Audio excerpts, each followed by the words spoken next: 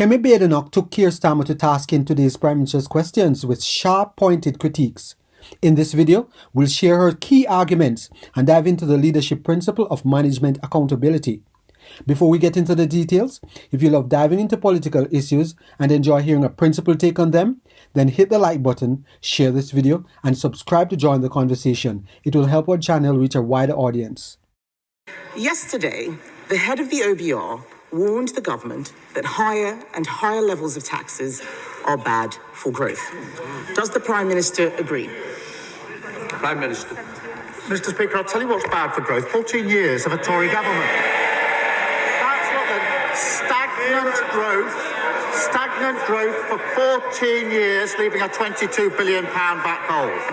What we've achieved, Mr. Speaker, in the first quarter of this year is the highest growth in the G7, something we promised before the election. Investment of £120 billion into this country, which is a record in the first year of any government, and 3 trade deals, all of which will boost growth. Mr. Speaker, he's talking about what he achieved. We just heard that inflation is up again, the worst in the G7. We left him with 2% inflation. We have borrowing up, unemployment up, taxes are up under his government. The fact is the Prime Minister doesn't get it, so let me tell him. His budget last year had high taxes. That's why the economy is contracting.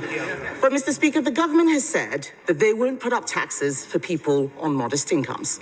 But they also seem incapable of explaining who is in that category. So can the Prime Minister clear up the confusion and tell us what he thinks a modest income is? Prime Minister.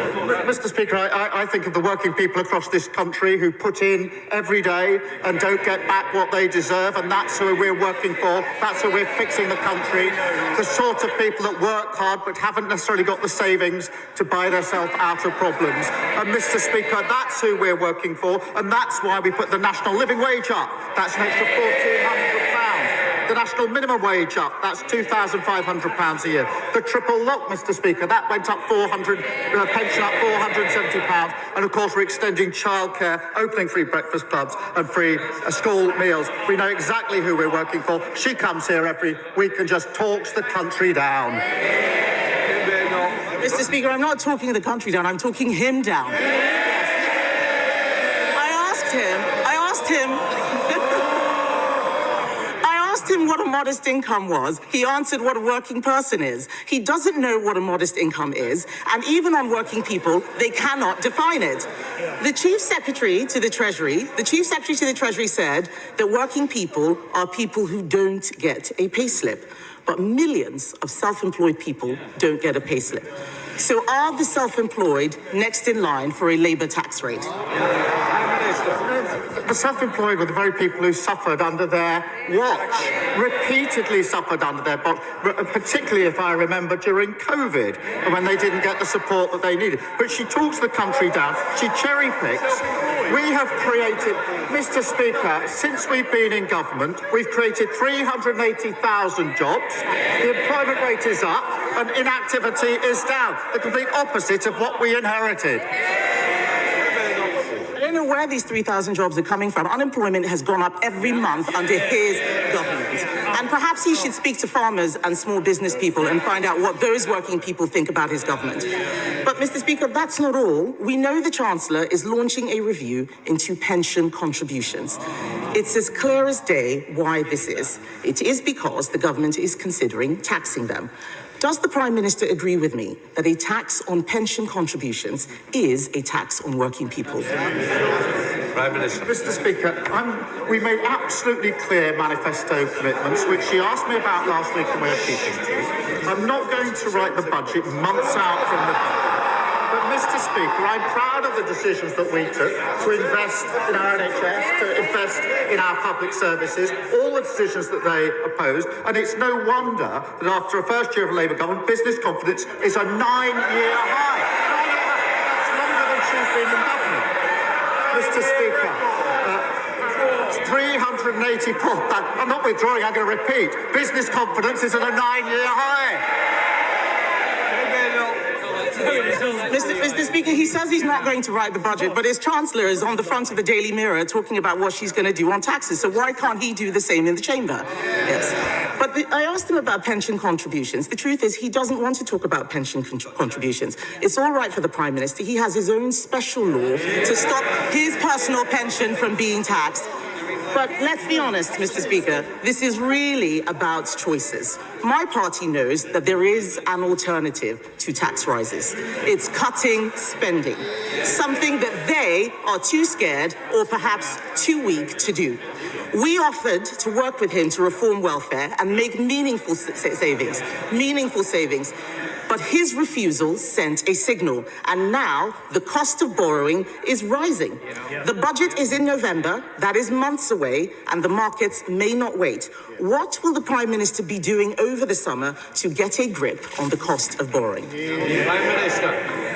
Mr. Speaker, they left the most incredible mess in the economy, and now they think that they can lecture others. I think just last week, their chairman said that they've done the necessary apologising for the 14 years of failure. They've done the necessary. I didn't hear an apology for the lowest living standards in living history. I didn't hear an apology for the £22 billion black hole.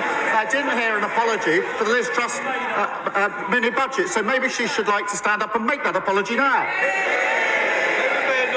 Mr. Speaker, he's not doing... Yes. Mr. Speaker, he's not planning on doing anything this summer to fix the economy. The shadow of the last budget is hanging over the entire country. Just yesterday, only the Conservatives supported the two-child benefit cap because only the Conservatives believe in living within our means. Not Labour, not the Liberal Democrats, not Reform. But it's the end of term, Mr. Speaker, so why don't we go through his end of term scorecard? The economy is contracting.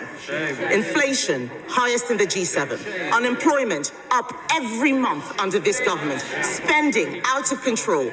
Borrowing costs, more expensive than Greece. And this is just the first year, Mr. Speaker. The Labour Party should be ashamed of what it is doing to the country.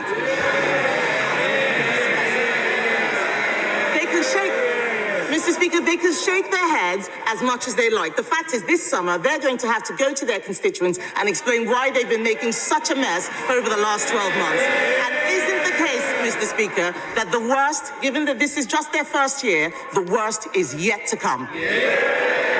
With UK inflation rising to 3.6%, Prime Minister Keir Starmer seems to be putting his head in the sand, avoiding responsibility for the economic challenges gripping the nation. While he points to raising the minimum wage as a solution, the reality is stark. Soaring energy costs and persistent inflation are squeezing British households every day. For many, a higher minimum wage is wiped out by rising prices, leaving them in the same or even worse financial position. Management accountability, a core leadership principle, demands that leaders take responsibility for facing reality head-on. It's not about painting a rosy picture. It's about recognizing what's working, identifying what's failing, and taking decisive action to fix it. Right now, Britain is grappling with economic decline, yet the Prime Minister and his team are in a state of denial. They seem to be out of touch with the struggles people are facing. In the private sector, a manager who ignores critical issues or mismanages resources faces consequences, often termination. Why should government leaders entrusted with the nation's well-being face less scrutiny? Accountability means taking responsibility and acknowledging problems, understanding what needs to be managed, and acting decisively to address it. Without this commitment to responsibility, positive change is impossible. Leaders must have the clarity to see the pitfalls and the courage to tackle them head-on. Management accountability isn't just a concept, it's the foundation of effective leadership rooted in taking responsibility for outcomes. Britain deserves leaders who own their responsibilities, recognize the challenges, and deliver solutions. What do you think? How can we hold our leaders accountable for stepping up and taking responsibility instead of burying their heads in the sand? Share your thoughts in the comments and let's keep the conversation going. If you have benefited in any way from this video, please subscribe, like, share, and be sure to leave us a comment.